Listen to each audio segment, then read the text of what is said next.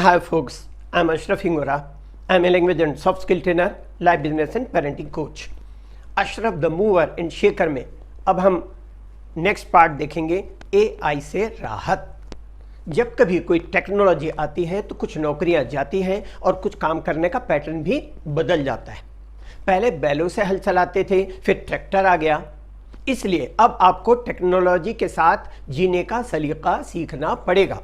अभी एआई है, फिर कुछ और भी आ सकता है। फर्क इतना है कि पहले बदलाव धीरे धीरे और ग्रेजुअली होता था, अब तेजी से होने लग गया है। इतनी तेजी से कि हम उस बदलाव के साथ खुद को उतनी तेजी से बदल नहीं पाए। अब देखें कि एआई टेक्नोलॉजी बुनियादी तौर पर कैसे काम करती है। इसमें बहुत सारा डेटा फीड किया जाता है। जैसे ChatGPT में बहुत सारी किताबें, रिसर्च पेपर्स और दुनिया में इंटरनेट की जितनी भी नॉलेज हैं उन्हें डेटा फॉर्म में फीड किया जाता है और एआई उस डेटा की एनालिसिस एंड प्रोसेसिंग करके सीखता है। एआई बेस्ड इमेजिंग मशीन ने ब्रेस्ट कैंसर को 5 साल पहले ही डिटेक्ट कर लिया था। कैंसर एंड टीबी के मामले में डॉक्टर्स द्वारा एमआरआई वगैरह की जो रिपोर्ट देख करके डायग्नोसिस की जाती है, उसकी बजाय एआई की डायग्नोसिस ज़्यादा सटीक और बेहतर साबित हुई है। अभी एआई के बारे में जिसको भी जो भी समझ में आ रहा है उन संभावनाओं के बारे में लिख रहे हैं और बता रहे हैं। लेकिन अब समय आ गया है कि हम चिंता नहीं बल्कि चिंतन करें, मीन्स कंटेम्पलेशन, कि किस तरह से हम एआई को अपना हमसफर बनाकर उसके साथ साथ कामयाबी के सफर में आगे बढ़ सकते हैं। पहले भी ऐसा हो चुका है जब bakers, carpenters and iron smith, handloom weavers को मशीनों ने रिप्लेस कर दिया था।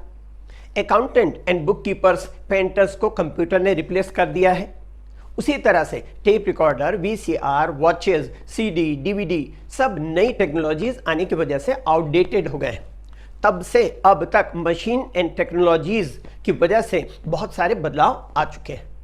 फर्क इतना ही है कि बदलाव पहले धीमी धीमी गति से थे और कुछ वर्षों में हुआ करते थे, जिसकी वजह से लोगों को मशीन के साथ खुद को ढालने और संभलने का वक्त मिल गया था। लेकिन अब यह बदलाव बहुत तेजी से हो रहे हैं। अब सवाल उठता है कि हम क्या करें। अगर आपका जॉब रिपीटिटिव है, आप उसमें कोई क्रिएटिव काम नहीं कर रहे हैं, वैल्यू एडिशन नहीं कर रहे हैं, तो आपको एआई द्वारा जल्दी रिप्लेस किया जा सकता है। अगर आप कोई ऐसा काम कर सकते हैं जो क्रिएटिव हो, इनोवेटिव हो, जहां ह्यूमन इंटेलिजेंस की ज़रूरत हो, जिससे कंपनी का फ़ायदा हो सके, ग्रोथ हो सके, तो आपकी जॉब बच सकती है। दूसरी जगह जहां एआई का खतरा कम है वह है ऐसा काम जहां ह्यूमन टच की ज़रूरत होगी। जैसे कि कहा जाता है, man is the social animal, he can not live without society. इसलिए पैनिक होने की ज़रूरत नहीं है। वक्त के मुताबिक नई स्किल से खुद को इक्विप करते रहें, जिसको बोलते हैं कि अपने आप को दक्ष करते रहें ताकि बदलाव के साथ खुद को ढाल सकें। चाइना में 6 साल का बच्चा एआई के बारे में जानकारी हासिल करने लगा है। छोटी उम्र से ही बच्चों को रोबोटिक्स के बारे में बताया जाता है। Home service robot, humanoid robot, industrial robot के बारे में बताया और दिखाया जाता है कि किस तरह रोबोट बॉक्सिंग करते हैं, पियानो बजाते हैं, ड्रम बजाते हैं, पॉपकॉर्न और कॉफ़ी बनाते हैं। आप अंदाज़ा लगा सकते हैं कि ये बच्चे 10th से 12th तक पहुँचते तक एआई के बारे में काफ़ी गहरी जानकारी हासिल कर चुके होंगे। ऑन द कॉन्ट्रेरी, इसके विपरीत हमारे देश में तो बहुत सारे लोग और स्टूडेंट्स रोबोट को आंखों से देखना तो दूर रहा, एआई के बारे में आज बहुत कुछ नहीं जानते। याद रखें, फ्यूचर में अनमेन्ड आर्मी होगी, unmanned aerial vehicles, ground vehicles, maritime vehicles, drone, unmanned ship etcetera होंगे।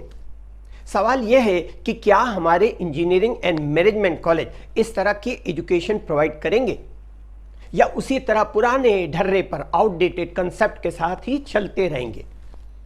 इसलिए आज हमें ऐसे स्किल बेस्ड एजुकेशन की ज़रूरत है जो रिजल्ट ओरिएंटेड हो एंड वोकेशनल हो, जिस डिग्री को हासिल करने के बाद जॉब मिल सके, न कि वोकेशनल एजुकेशन हो, अर्थात जिस डिग्री की कोई प्रासंगिकता ही ना हो और आपकी डिग्री की वैल्यू एक कागज़ के टुकड़े से ज़्यादा कुछ ना हो।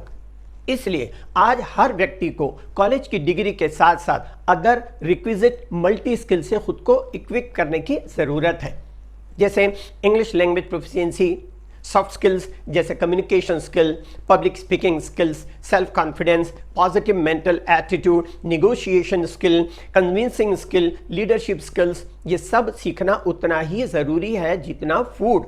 इसलिए आज स्टूडेंट्स को अच्छी तरह समझना चाहिए कि जो मोबाइल पे बैठे बैठे वक्त बर्बाद करते हैं, स्क्रॉल करते रहते हैं, उसकी बजाय इन सॉफ्ट स्किल्स को सीखिए जो आपको स्कूल्स में, कॉलेजेस में प्रोवाइड नहीं की जाती। स्टेम पर फोकस करें, STEM। स्टेम का मतलब होता है science, technology, engineering and mathematics. अगर आप में क्रिएटिविटी नहीं है और एनालिटिकल एबिलिटी नहीं है, आपके पास इनोवेटिव आइडियाज नहीं है, तो आपकी यूटिलिटी कम हो जाएगी। सच तो यह है कि AI कंपनीज एक ऐसा माहौल बना रही हैं, एक तरह का हाइप, हवा बोलते हैं ना, एक तरह से हाइप क्रिएट कर रही हैं कि अगर दूसरे देश AI का इस्तेमाल नहीं करेंगे तो बहुत पीछे रह जाएंगे।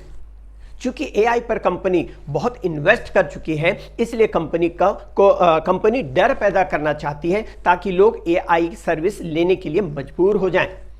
AI आ चुका है, फिर बहुत जल्दी AGI आ जाएगा, फिर ASI आ जाएगा, करोड़ों लोगों की नौकरियां खा जाएगा।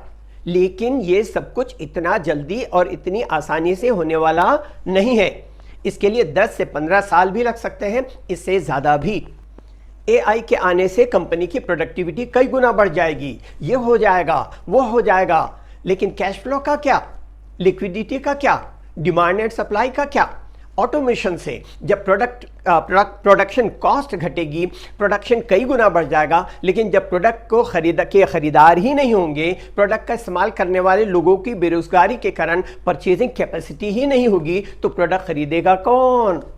ये भी तो सोचने वाली बात है। इंग्लिश के लिए आप मेरे channel English breakfast with Ashraf and soft skill के लिए Ashraf the mover and shaker को लाइक, शेयर एंड सब्सक्राइब करें। कमेंट सेक्शन में कमेंट करें, बेल आइकॉन प्रेस करें और मेरी बुक जरूर पढ़ें। Thanks for watching.